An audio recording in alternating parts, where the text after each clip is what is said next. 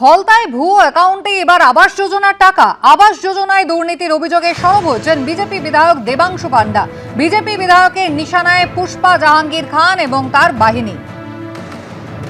এবার আবাস যোজনার টাকাতেও দুর্নীতির অভিযোগ সেই ফলতায়, যেখানে দাপট ছিল এতদিন পুষ্পা ওরফে জাহাঙ্গীর খানের। ভুয়ো অ্যাকাউন্টে নেওয়া হতো আবাস যোজনার টাকা।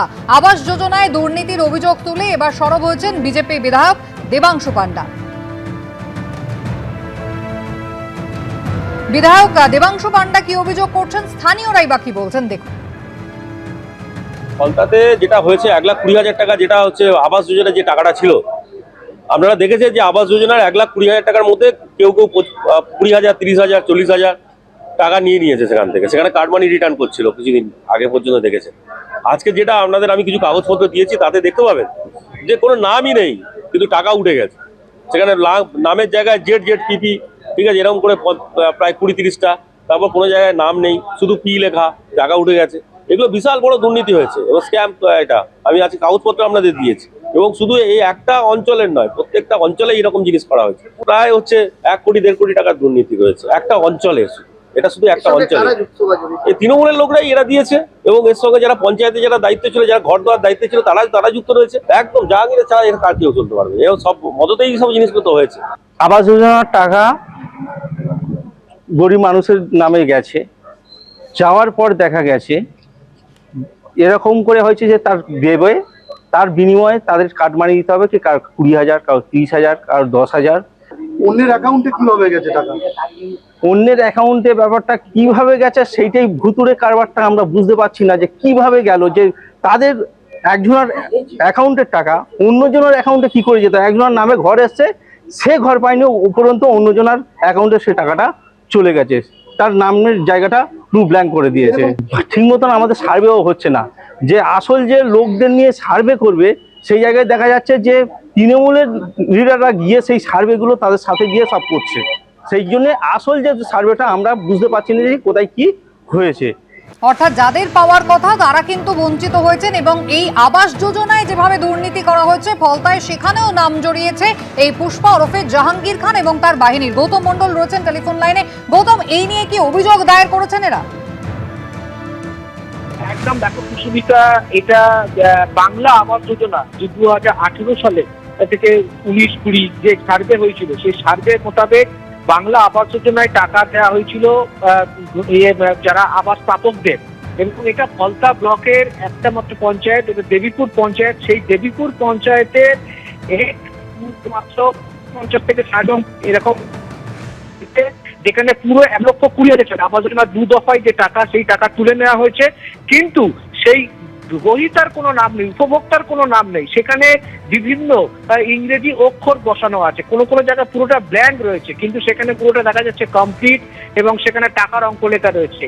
এবং এই শুধু মজলিশপুর নয়, এই দেবীপুর গ্রাম পঞ্চায়েতে প্রায় 500 থেকে 600 জন এরকম একটা তালিকা বিধায়ক দেবাংশু পান্ডা যেটা জানাচ্ছেন যে সেই রকম একটা তালিকা তারা ইতিমধ্যেই পঞ্চায়েত থেকে আরটিআই করে এই তালিকা পুরোটাই চেয়েছে, যে কত গ্রাহক বা উপভোক্তা তারা টাকা এরকম ভাবে মানে একদম অস্তিত্বহীন, যে নাম ছাড়া কিভাবে সেই টাকা তোলা হচ্ছে সেটা। এবং এই টাকা পুরোটাই জাহাঙ্গীর খান এবং তার যে বাহিনী ছিল তারাই কিন্তু এই টাকা আত্মসাৎ করেছে, এমনটাই অভিযোগ।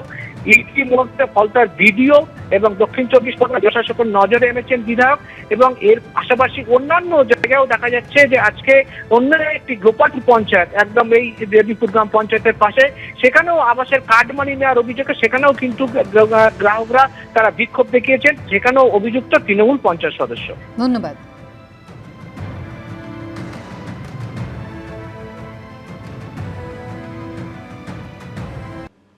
জেলায় জেলায় ডিম প্রতিবাদ অব্যাহত। হারোয়ায় তোলাবাজির অভিযোগে গ্রেফতার তৃণমূল নেতাকে লক্ষ্য করে ডিম জুতো ছুড়ল ক্ষিপ্ত জনতা। আর অন্যদিকে হুগলির শ্রীরামপুরে ডিম ছোড়া নিয়ে হুঁশিয়ারি পুলিশের। এই প্রেক্ষিতেই এদিন তাৎপর্যপূর্ণ মন্তব্য করেছে কলকাতা হাইকোর্ট। পালা বদলের রাজ্যে পাতের ডিম উঠে এসেছে হাতে, পুষ্টির আধার হয়ে উঠেছে ক্ষোভ প্রকাশের হাতিয়ার। মঙ্গলবার সেই ছবি দেখা গেল উত্তর 24 পরগনার হাড়োয়ায়। তোলাবাজির অভিযোগে ধৃত তৃণমূল নেতাকে লক্ষ্য করে ডিম জুতো ছুড়ল ক্ষিপ্ত জনতা। তোলাবাজি, দাদাগিরি ও ভোট পরবর্তী হিংসার অভিযোগে হাড়োয়া থানার চণ্ডীবাড়ি এলাকার তৃণমূল নেতা তপন পাত্রকে মঙ্গলবার গ্রেফতার করেছে পুলিশ। থানায় নিয়ে যাওয়ার সময় তাকে লক্ষ্য করে ডিম ছোড়েন এলাকার বাসিন্দারা। চোর চোর স্লোগানও দেওয়া হয়। অন্যদিকে হুগলির শ্রীরামপুরে গ্রেফতার হয়েছেন পিয়ারাপুর পঞ্চায়েতের তৃণমূল সদস্য সুদর্শন বর। থানা থেকে বের করার আগে ধৃতকে যাতে কেউ ডিম না ছোড়ে তার জন্য বিক্ষোভকারীদের সতর্ক করে দেন শ্রীরামপুর থানার আইসি। পুলিশ কাজ করতে বাধা দেওয়া যাবে না, যদি কারোর হাত থেকে ডিম বেরোয় আমি অ্যারেস্ট করে দেবো। দাদা আপনাকে কেন ধরলো জানি না। হ্যাঁ, আপনার বিরুদ্ধে তো অনেক অভিযোগ বলছে, দুর্নীতি রয়েছে, প্রচুর অভিযোগ বলছে আপনার বিরুদ্ধে। এই প্রেক্ষাপটে ডিম ছোড়া নিয়ে এদিন তাৎপর্যপূর্ণ মন্তব্য করেছে কলকাতা হাইকোর্ট। মঙ্গলবার দানিশ ফারুকি নামে এক আইনজীবীর করা জনস্বার্থ মামলার শুনানি হয় ভারপ্রাপ্ত প্রধান বিচারপতি তপব্রত চক্রবর্তী এবং বিচারপতি পার্থসারথী চট্টোপাধ্যায়ের বেঞ্চে। রাজ্য সরকারের আইনজীবীর কাছে ভারপ্রাপ্ত প্রধান বিচারপতি জানতে চান, কোনো বন্দী বা অভিযুক্তকে নিয়ে যাওয়ার ক্ষেত্রে কি গাইডলাইন রয়েছে, ডিম ছুড়লে কি শাস্তি হতে পারে, সে সম্পর্কে মানুষের কাছে স্পষ্ট বার্তা পৌঁছানো দরকার। এই প্রেক্ষাপটে রাজ্য সরকারের তরফে অতিরিক্ত অ্যাডভোকেট জেনারেল রাজদীপ মজুমদার জানান, রাজ্য সরকার এই ধরনের কাজ সমর্থন করে না। অভিযোগ পেলেই ব্যবস্থা নেওয়া হচ্ছে, এফআইআর হয়েছে, গ্রেফতার ও আটক করা হচ্ছে। পাল্টা ভারপ্রাপ্ত প্রধান বিচারপতি বলেন, বিষয়টা এক দুজনকে গ্রেফতার করা নয়, এই কাজ করলে কি হতে পারে সেটা মানুষকে জানাতে হবে। সবার সুরক্ষা সুনিশ্চিত করা সরকারের দায়িত্ব। আমি এটা আজ নয়, আমি আগে থেকেই বলছি, এইভাবে ডিম ছোঁড়া যা চলছে, এই ডিম ছোঁড়া সংস্কৃতির বাইরে আসতে হবে। কারণ সারা দেশের মানুষ দূরদর্শনের মাধ্যমে এটা দেখতে পাচ্ছে। এতে পশ্চিমবঙ্গের খুব একটা মুখ উজ্জ্বল হচ্ছে না। কারোর প্রতি আক্রোশ থাকতে পারে, ক্ষোভ থাকতে পারে, স্লোগান দিন, প্রতিবাদ করার অনেক ভাষা আছে, কিন্তু আমার মনে হয় এটা ঠিক নয়। আর এই পুরো ব্যাপারটাই তৃণমূলী ব্যাপার। এই ডিম ছোড়ার কালচারটা হচ্ছে একটা অসভ্যতা, ডিম থেরাপি ইত্যাদি ইত্যাদি। শ্রমিক ভট্টাচার্য বলে যাচ্ছেন আর অন্য লোকেরা সেই কাজটা করে যাচ্ছে এবং পুলিশ সেগুলো ব্যবস্থাই নিচ্ছে না। শ্রমিকবাবু খুব ভালো বললেন, অথচ যারা অসভ্যতা করছে তাদের বিরুদ্ধে পুলিশ ব্যবস্থা নিচ্ছে না, তাহলে সেই ভালো বলাটার মূল্যটা কোথায় রইল? এই প্রসঙ্গে এদিন হাইকোর্টে মামলাকারীর আইনজীবী কল্যাণ বন্দ্যোপাধ্যায় আবার দাবি করেন, পুলিশ এগুলো নিজেই করছে, বিমানবন্দরের মতো জায়গাতেও এই আক্রমণ হচ্ছে। মন্ত্রী বলছেন, ডিম ছুড়তে সরকার কি পদক্ষেপ নিয়েছে? এটা ঠিক নয়, কারণ খাদ্যবস্তু, ডিম তো একটা পুষ্টিকর খাদ্য। এই পুষ্টিকর খাদ্যকে নষ্ট করার অধিকারটা কে দিয়েছে? কারো পয়সা আছে বলেই সে ডিম কিনবে আর ডিম থেরাপি করবে, এটা কোনো মানে আছে? কি এটা বন্ধ হওয়া উচিত। এই মামলার পরবর্তী শুনানি হবে 2 সপ্তাহ পর। সমীরণ পাল, সৌভিক মজুমদার, কৃষ্ণেন্দু অধিকারী, এবিপি আনন্দ। এবিপি আনন্দ, এগিয়ে থাকে, এগিয়ে রাখে।